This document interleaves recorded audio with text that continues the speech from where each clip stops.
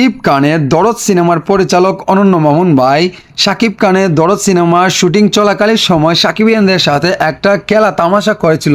সেটার জবাব কিন্তু দিয়েছিল সাকিবিয়ানরা। কিন্তু আর নয় হতাশা, আর নয় ব্যর্থতা। শাকিব খানের স্বপ্নের সিনেমা দরদ এবার আসতে যাচ্ছে ভয়ঙ্করভাবে।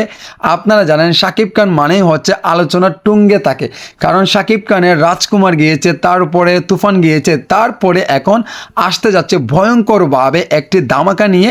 আপনারা জানেন দরদের একটি ধামাকা দেখিয়েছে এবার কুরবানি ঈদে।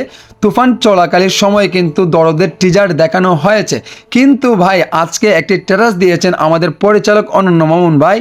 শাকিব খানের দরদের হিন্দিতে গান আসছে, আপনারা সবাই রেডি থাকেন, প্রস্তুত নিয়ে থাকেন। শাকিব খানের কি গান আসছে ভাই, 6টি ভাষায় রিলিজ হবে, সরি 5টি ভাষায় রিলিজ হবে শাকিব খানের এই দরদ সিনেমা। বাংলা, হিন্দি, তেলুগু, তামিল এই ধরনের কিছু শাকিব খান টুঙ্গে। এমনকি শাকিব খানের 5টি ভাষায় মুক্তি পেতে যাচ্ছে এই দরদ সিনেমাটি। দরদ সিনেমা দিয়ে কি হবে ভাই আপনারা বুঝতে পারছেন। শাকিব খানের এটা স্বপ্নের সিনেমা, বলিউডের যাত্রা শুরু করেছে।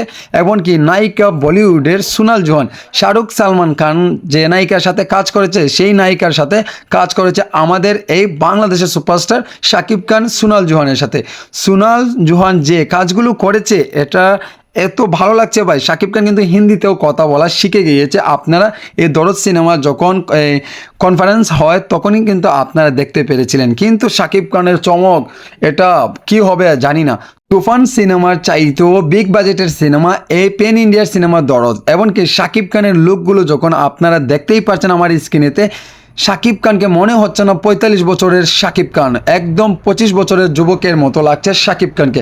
একের পর এক চমক দিয়ে যাচ্ছে আমাদের ঢাকাইয়া সিনেমার জনপ্রিয় সুপারস্টার শাকিব খান। সো বন্ধুরা, দরদের হিন্দিতে গান আসছে, আপনারা অপেক্ষা থাকেন, রেডি থাকেন, প্রস্তুতি নিয়ে থাকেন। শাকিবিয়ান যারা রয়েছে না কেন তারা আর নয় হতাশা, আর নয় ব্যর্থতা। শাকিব খানের স্বপ্নের সিনেমা দরদের হিন্দিতে গান আসছে এমন একটা ইঙ্গিত দিয়েছেন আমাদেরকে আমাদের গুণী পরিচালক, ইয়াং জেনারেশনের জন্য যে কাজগুলো করে যাচ্ছেন আমাদের পরিচালক অনন্য মামুন ভাই। ধন্যবাদ সবাইকে, ভালো থাকেন, সুস্থ থাকেন, আল্লাহ হাফেজ।